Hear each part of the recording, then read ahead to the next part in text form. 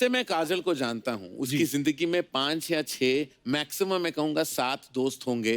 बचपन के दोस्त हैं, कुछ इंडस्ट्री के बने हुए, कुछ फैमिली रिश्ते हैं, लेकिन निभाना अगर किसी से सीखे तो वो काजल से सीखे। मैं काजल को कुछ 30 सालों से जानता हूँ, 1 साल भी नहीं है जो उसने मेरा जन्मदिन याद रखा है, लेकिन वो हमेशा वो एक दिन पहले फोन करती है या एक दिन बाद। वो 25 मई मेरा जन्मदिन है, लाइफ में ऐसा नहीं हुआ है कि काजल ने मुझे 25 मई पे फोन किया हो। वो फोन पे बात नहीं करती, चिल्लाती Where are you? Why don't you call me? और I'm like अच्छा सॉरी हम मिलते हैं, मिलना। तो काजल का यही है प्यार उसके, और एक झप्पी जो देती है ना काजल, तो if you have a bad back she can break your back. अगर तुम्हारे रिब्स खराब है तो वो तोड़ देगी, लेकिन जो काजल का प्यार, काजल की मोहब्बत, काजल के रिश्ते काजल ही समझ सकती है और काजल ही निभाती है। I mean, she's amazing with her relationships. She's the best mother you can have, best wife you can think of, daughter-in-law. उन डिपार्टमेंट्स में तो मैं सब बोलते हैं कि काजल हिंदुस्तान की सबसे बेहतरीन अभिनेत्री है। I would say she's an even better person, and that is an important thing to know. पर हमने सुना है काजल मैम को ज्यादा 100 में से 99 लोग तो पसंद ही नहीं आते। हाँ, इसीलिए तो कम दोस्त इसलिए तो मैंने कहा ना 7 लोग हैं। कहते कि जब अजय सर से पहली बार मुलाकात हुई, इनको अजय सर भी पसंद नहीं आए थे। बिल्कुल मैं जानता हूँ ना, मुझसे पूछो। मैं बोलूं? नहीं। तो मैम जब आप करण सर को पहली बार मिली थी, आपको पहली बार में पसंद आए थे? नहीं, हंसी थी पागलों की तरह। ये हंसी क्यों थी मैम? अब बोलो। एक्चुअली मैं एक फिल्मी पार्टी पे गई थी और मैं वहां पे पहुंची और मैं it was in a discotheque, so it was in a discotheque and we were at it was like a bar and all that and cut to mister Johar आए और एक 3 पीस सूट में, मतलब अंदर का टाई वाई पहन के पूरा standing like this at the bar. I was like I have started laughing. मैं इतना हंसी हूं उनको देख के। अच्छा, मतलब 21 साल का लड़का। मैं 21 नहीं था, ये सारे डिटेल्स रॉन्ग है। मैं 17 साल का था, तुम 15 साल की थी। I was 17 years old. अरे I am telling you, I am 17 Baba. 21 I was assisting nearly on Dilwale. 17 years old का मैं था। मैं और मुझे मैंने 3 पीस सूट पहन लिया था टाई के साथ। मैंने सोचा था कि फिल्मी पार्टी है तो सच सच के जाना तो बनता है, तो मैं वहां गया था। और काजल तो तनु आंटी जो इनकी मदर है, तो हम फैमिली फ्रेंड्स हैं, पापा और मम्मी तनु आंटी को सालों से जानते हैं। तो उन्होंने इंट्रोड्यूस किया कि अरे ये करण है, यश और हीरो का बेटा, और ये काजल है। तो वो उसने मुझे देखी ऊपर नीचे और वो हंसने लगी, उसने फ्रेंड के साथ थी। तो मैंने देख लिया कोने से कि ये हंस रही मेरे ऊपर। मैं चलो ठीक है, मैं क्या कर सकता हूँ। तो फिर तनु आंटी ने कहा why don't you all go and dance. तो हम डांस पर गए थे। अरे मैं अपना डांस करने लगा, बड़ा कूल स्टाइल, और ये बस हंसी रही थी। तो रोकने का नाम नहीं लिया उसने। 5 मिनट, 10 मिनट, आधा घंटा कौन हंसता है किसी और के ऊपर। आई मीन मैं इतना ह्यूमिलिएट हुआ, उस पार्टी को छोड़ के मैं चला गया वहां से, क्योंकि मुझे चाहिए, मैं इससे ज्यादा मैं इंसल्टेड मैंने लाइफ में कभी फील नहीं किया जो उसने मुझे।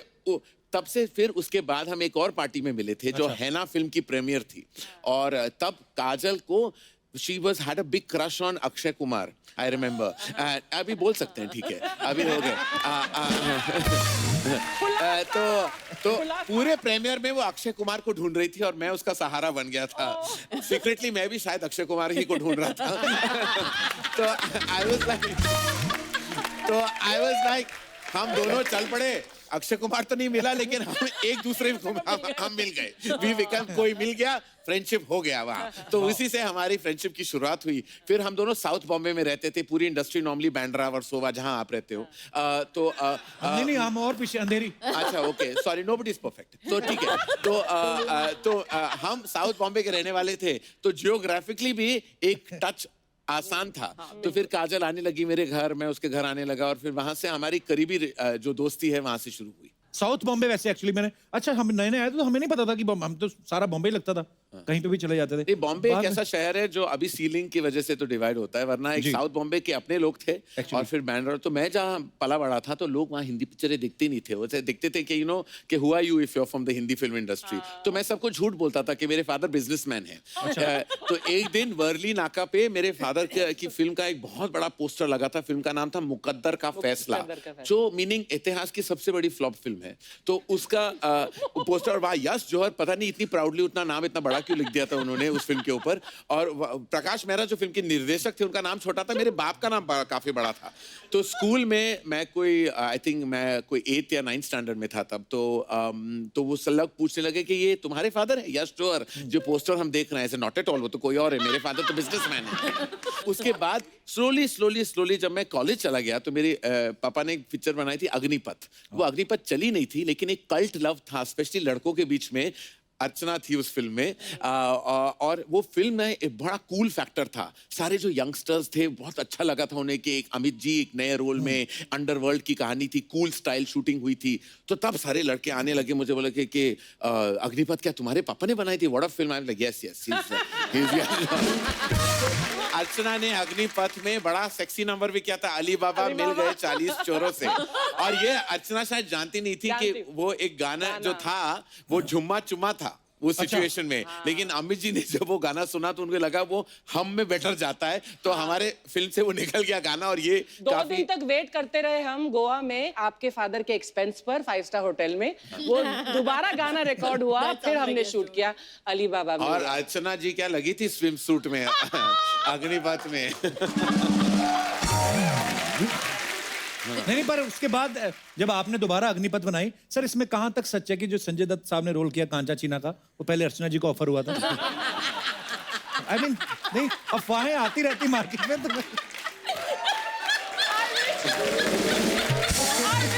हुआ होता, मैं कर लेती। आई मीन मैं झूठ नहीं बोलता, थोड़ी बहुत डिस्कशन हुई थी,